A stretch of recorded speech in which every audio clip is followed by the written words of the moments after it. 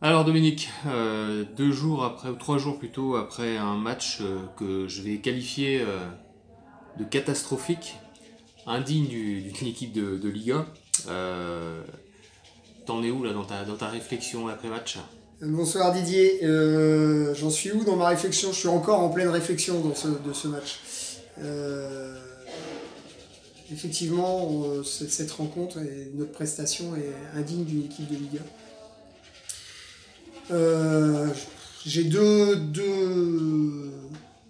points sur lesquels je pense qu'on peut insister. C'est un, notre incapacité à réceptionner durant ce match et les problèmes de liaison qu'il y a pu avoir avec le retour de Anaïd Boisard et de Karine Palgutova. Et, euh, et la deuxième chose, c'est. Euh, je ne sais pas si c'est le manque de combativité, un moment, la résignation qu'il y a pu avoir à un moment, mais il y a. Voilà, on a eu à un moment donné un flottement un peu sur dans tous nos systèmes et voilà, on a pris l'autre partout et ouais, je pense qu'il y a eu un peu de résignation à tous les niveaux. Parce que bon, sur un match comme ça, enfin, les blessures, la poisse, c'est vrai, on le sait, ça n'explique pas tout. Sur un match coup près, comme celui de vendredi, n'as-tu pas pris trop de risques? Quand je dis ça, c'est notamment la titularisation d'Anaïk Boissard au poste de libéraux qui revenait de blessure, qui est jeune. Est-ce qu'il n'y avait pas trop de pression sur elle Oui, oui, directement? si, si, effectivement, je l'ai signalé aux joueuses au débriefing aujourd'hui et je prends sur moi cette titularisation, mais en même temps, l'absence le matin du match de Fanta Fofana a fait que on n'avait plus trop de choix puisqu'on n'avait plus de rotation si on basculait, si on laissait Karine sur le poste de libéraux, on n'avait plus de choix offensif et de rotation possible, on n'avait que trois attaquantes. Voilà.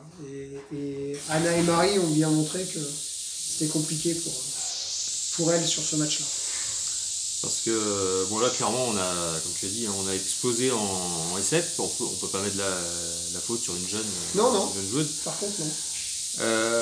Si je te dis, moi, qu'il y a un réel et gros problème dans la relation passe-attaque. Oui, Es-tu d'accord avec ce que je dis? oui. Et comment peut-on y remédier? On en fait tous les jours. On essaye de trouver la solution. Donc, comment je peux y remédier? Aujourd'hui, j'ai pas trouvé la solution malgré tout le travail que l'on met en place à l'entraînement sur ce secteur de jeu. Euh, alors en plus, quand on est dans une période de doute et de difficulté de premier contact de ballon et que notre passeuse, elle court, quelle que soit la passeuse qui est sur le terrain, elle fait des kilomètres, bah oui, il y a des imperfections et là, ça se ressent encore plus. Mais encore plus que ça, dans le troisième set, on a attaqué 12 ballons. Donc oui, il y a eu des problèmes de relation passe-attaque, mais en attaquant 12 ballons, on risquait pas de faire beaucoup de points. On a fait 8 fautes. On a attaqué un peu plus de ballons, mais on a dû faire 8 fautes pour 6 balles marquées à l'attaque dans ce troisième set. Alors moi j'ai trouvé que Marc a joué je dirais un volet d'école, a largement mérité sa victoire, mais c'était simple, c'était récepte, passe, attaque, une défense sur tous les ballons.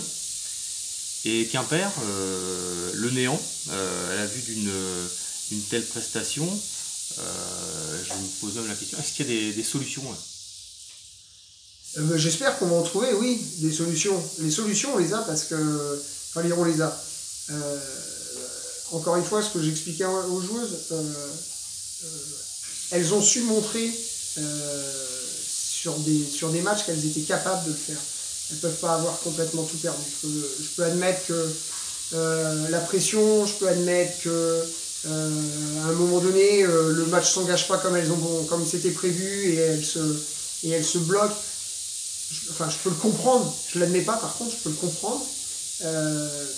Mais entre l'attitude guerrière qu'il y avait dans les vestiaires, l'attitude de la semaine d'entraînement, l'attitude, l'envie qu'elles dégageaient et ce qu'elles ont montré sur le terrain, entre les deux portes, là, elles ont perdu quelque chose. Elles ont laissé quelque chose dans le vestiaire qu'elles n'ont pas démontré sur le terrain.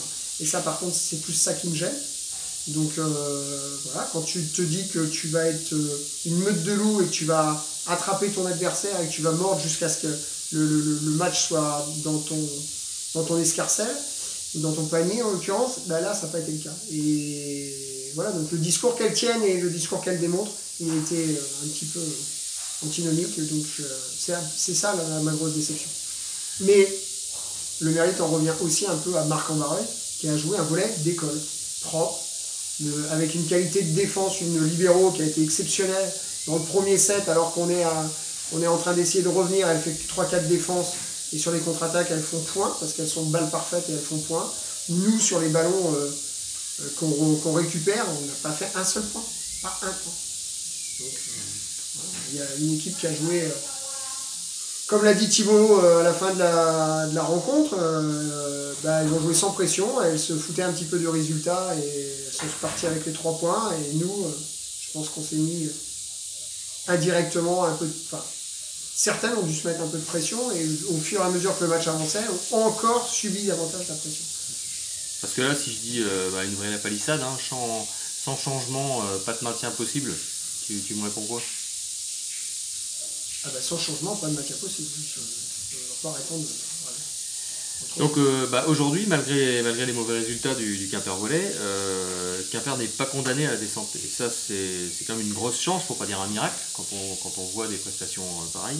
Il reste 8 matchs, 8 finales. Comment les aborder? On va commencer par la première. On a presque la chance, je dirais, d'avoir une semaine sans match ce week-end. Donc on ne va pas s'occuper de notre adversaire, on va encore travailler sur nous. Aujourd'hui, on a retravaillé les systèmes de bloc défense.